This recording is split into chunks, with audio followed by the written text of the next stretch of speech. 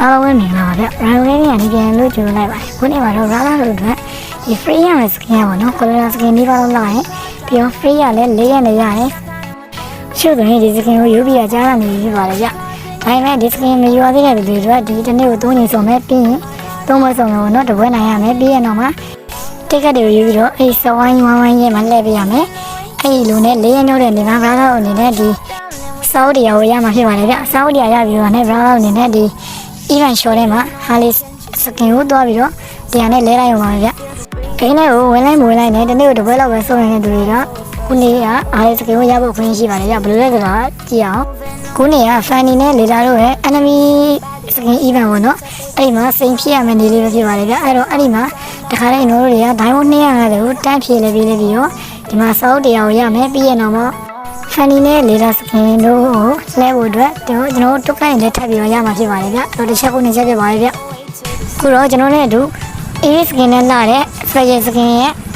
game လေးကိုတူတူကြည့်အောင်ဗျ။